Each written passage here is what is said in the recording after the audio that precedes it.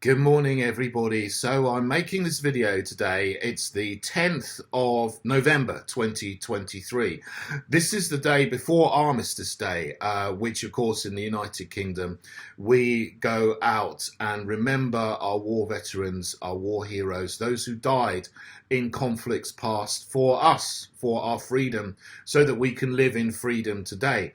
They all went out with noble and honourable intentions and motives, and they were motivated by a great sense of sacrifice. They sacrificed their lives in many cases so that we could live in freedom today.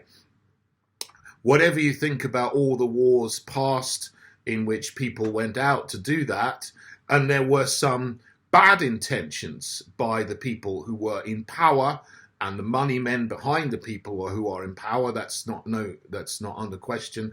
I'm not thinking about that, but those who laid down their lives deserve our respect, and we give that respect to people on the 11th of the 11th, there's the 11th of November every year. But this year is different because the government and the mainstream media have been whipping up a frenzy, a narrative, a new story that this is going to be a day where there's going to be a clash or riots and chaos in central London around the Cenotaph, which simply is not true, because there is going to be this year, unlike in any other year, a pro-Palestine march on the 11th of November.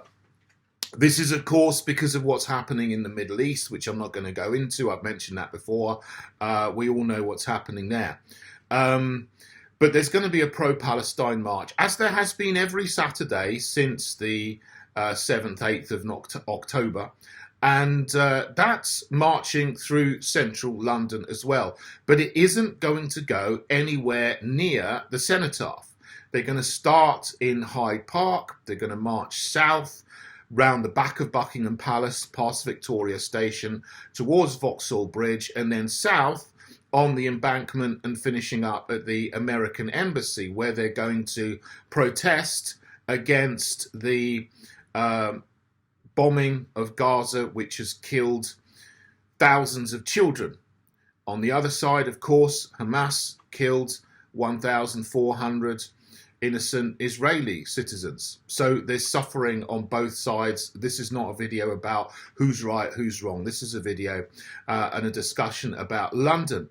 So this pro-Palestine march is going to be big, probably. They're trying to get 1 million people there. I don't think they're going to get 1 million people coming to London, but they may have 50,000, they may have 80,000 people coming to London and marching through central London. But as I said, the route doesn't go even within a mile of the Cenotaph.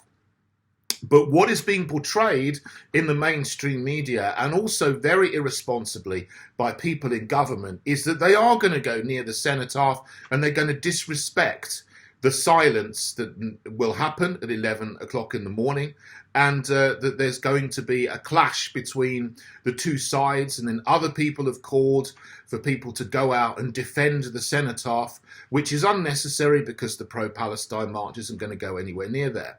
But everybody's been whipped up, and this is to try and cause chaos, tension, division within the United Kingdom on the back of an issue that really has nothing to do with us. As I've said for many years, I try to avoid commenting on Middle East politics because it's a minefield. So many people have very strong emotions about it. And if we let it spill into this country, then it can harm our country here, because it just causes tensions and chaos and riots and arguments and division and all kinds of nasty things that we don't want in this country. What the media want, they want riots, they want chaos, they want something to kick off.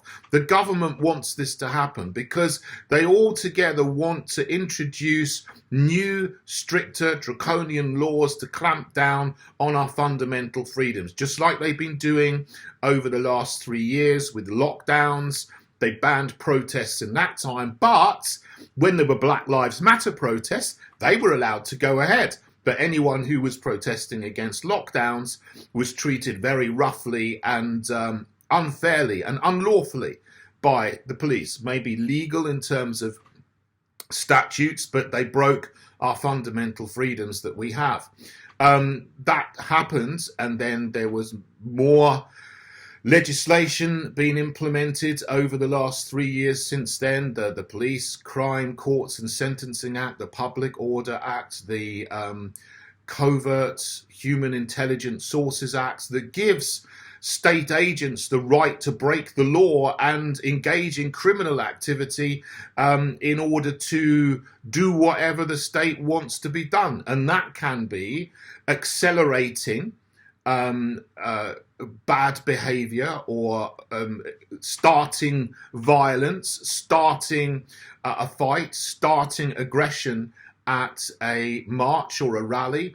They can deliberately try to bring the two sides together where they wouldn't normally come together and try to instigate something.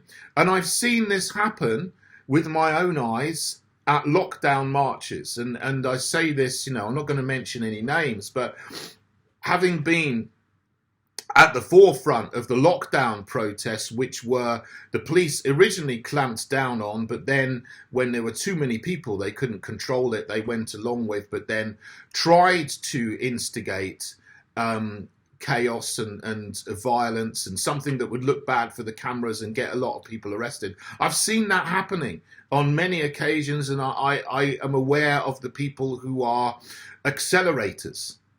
They get in places where there are a lot of police, where there are cameras, and they try to kick something off. I've seen that happening, and I know who some of the people are. And it's absolutely shocking that this has happened. This happens in our country that is supposed to be free. This is the state acting against you and me, whatever side we're on, ordinary people, because they want to find people who are patsies, and then they arrest them, they bring them before the courts, and the media gets a story, the government gets an opportunity to introduce new legislation which will clamp down on freedom, and also advance their agendas by bringing in new laws. They want to bring in laws against specific speech laws. We don't have specific hate speech laws at the moment. It is a concept, but it is not legally defined. Hate crime is legally defined. It's you get an uplift in your sentence if it's proven that you committed a real crime, but it was motivated by hatred or hostility towards a person of a particular characteristic, whether that's Jewish or Muslim or black or homosexual or transgender. They want to bring in a misogyny into hate crime as well, but that isn't on the books at the moment. They want to bring it in. But ultimately, the plan is, and you can see this developing all around the world, they want to bring in specific laws which is to make anti-Semitism, Islamophobia, homophobia, transphobia, and misogyny specific crimes, where there will be long lists of definitions of things that you're not allowed to say anywhere, either in public or on social media, or even someone overhearing you in the pub. And if you say something that is against all of these definitions that they want to bring in into law, you can be charged with a crime. You will be tarred as a criminal. And that will include things like criticizing Israel on the anti-Semitism front, and it would also be criticizing Islam on the Islamophobia front. So you see, both sides in this Middle East conflict, although it's nothing to do with us, the people that are connected with this, the big NGOs connected to both sides, want these laws to be put on the statute books. They want an anti-Semitism law, they want an Islamophobia law, they want a racism law, and so on. And this is being used, this event tomorrow is being used to drive that. They want to create chaos so that out of the chaos that ensues, they will just be talking about this for a week or more, how Armistice Day was destroyed either by the pro-Palestinian people or the so-called far right, because this is deplorable. The mainstream media is winding people up,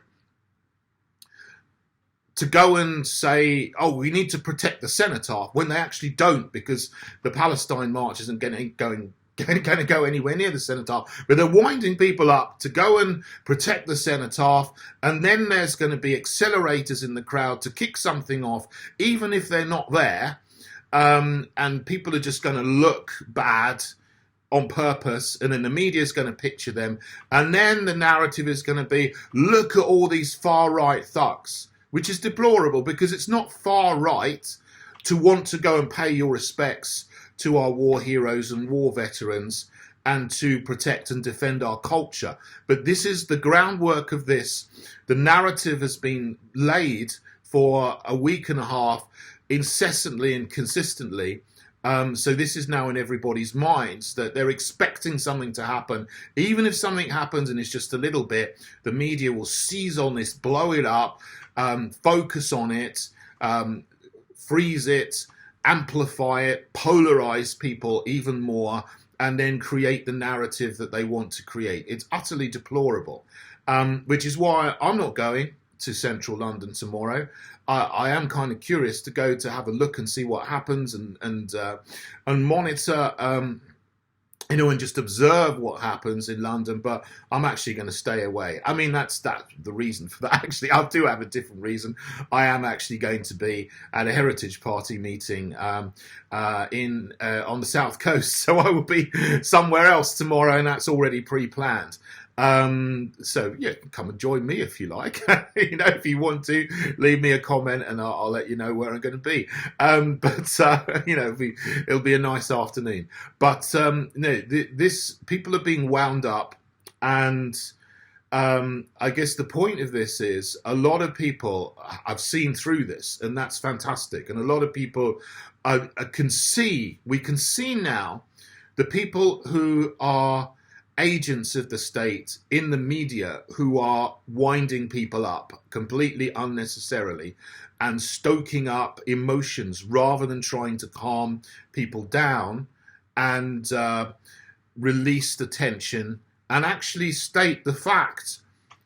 The Palestine March, the route is not going to go anywhere near the Cenotaph, so really the probability of something happening and kicking off isn't much if everyone sticks to the route, and then people can go to the Cenotaph and pay their respects at 11 o'clock as well. And another thing is the Palestine March is going to start much later than 11. It's going to start at 12 or 1 o'clock sometimes, so the 2-minute silence will be finished by the time the pro-Palestine people come to London and then march away from the Cenotaph. So really there is no real worries about this if everyone is calm and sensible, and we calm down and we have some respect for each other as human beings. Because I know, whatever side people are on, people have their concerns. And I know, the pro-Palestine people are very concerned about Israel bombing Gaza and killing thousands and thousands of children. Pro-Israel people are concerned about the hostages that Hamas are holding in the tunnels underneath Gaza.